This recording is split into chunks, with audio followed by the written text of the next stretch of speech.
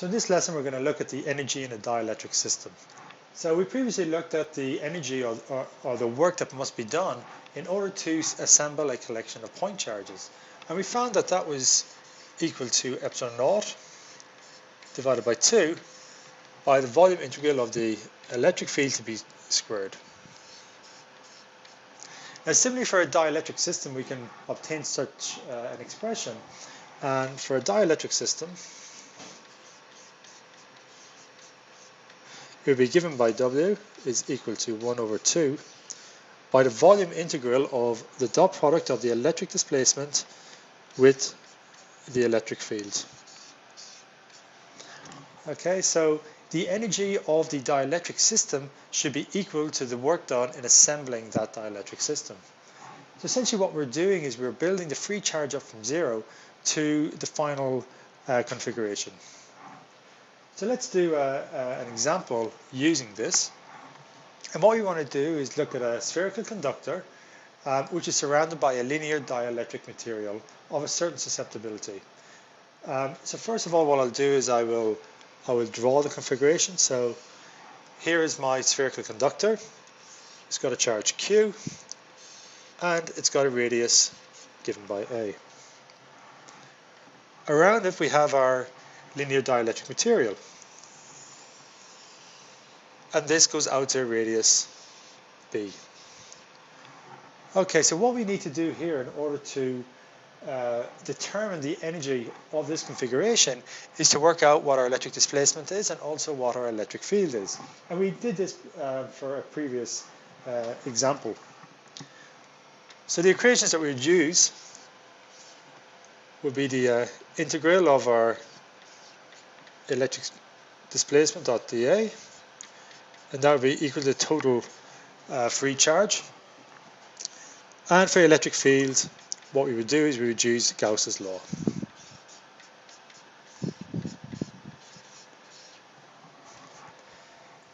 Now we'd have to consider three regions. One is going to be for R is less than A. Okay, so this is actually inside the spherical conductor. So what do we know about this? Well, we know that the electric field is equal to 0, and also the electric displacement is going to be equal to 0. What about the region for R is greater than A? And here I'm only going to consider the electric displacement. Okay, so for the electric displacement, what we would obtain is D, the electric displacement, would be equal to the charge divided by 4 pi R squared R hat. Now for the electric field, what we must consider is the region between A and B, and also the region from B out to infinity. Okay, so for R is less than A, or greater than A, and less than B, the electric field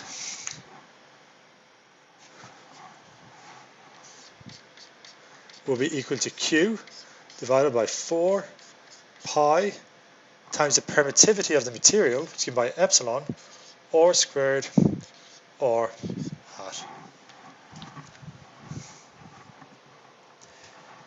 And now finally, what about outside? What do we get for R? Well, outside, what we're going to obtain for R is greater than B, our electric field is going to equal to the total charge divided by 4 pi epsilon naught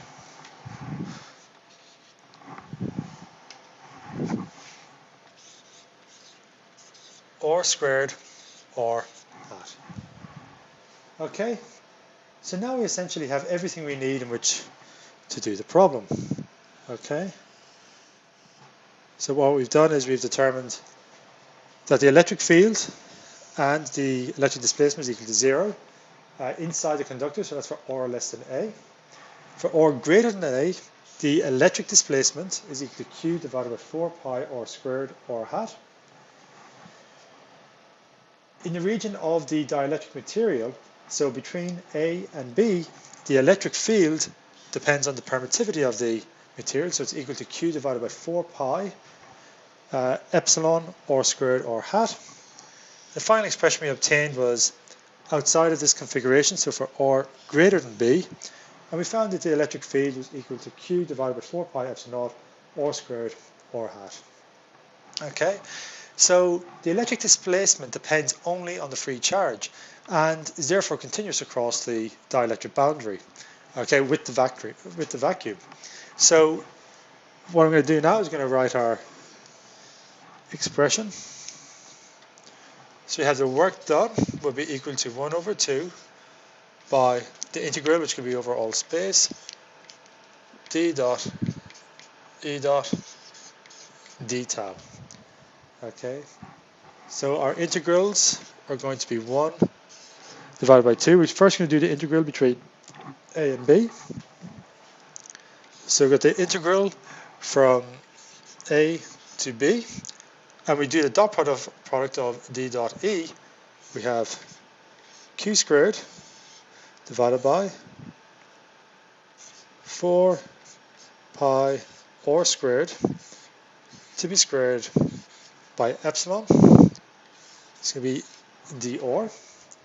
The next we're going to do is between B and infinity, because of course inside we don't need to consider the electric field and the electric displacement is equal to 0.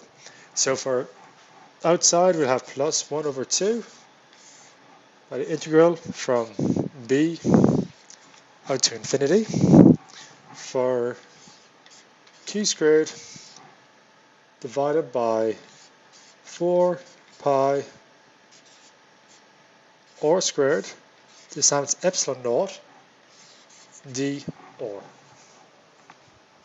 Okay, so now all we have to do is solve these integrals.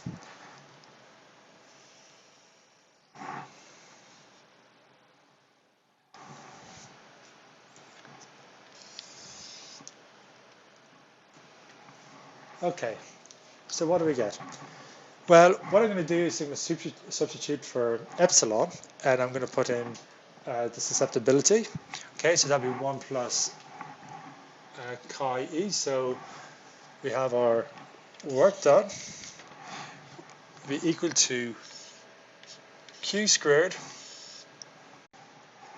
by 8 pi epsilon naught by 1 divided by 1 plus the susceptibility by 1 plus A minus 1 divided by A minus 1 divided by B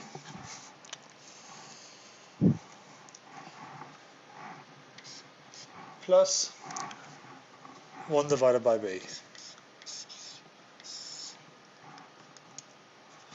Okay, so now I can just write this out just a little bit neater, and what we would obtain is Q squared divided by 8 pi epsilon naught by 1 divided by 1 plus chi e into 1 over A plus chi e. Okay, so there is the energy of our dielectric system, of this configuration that we just considered.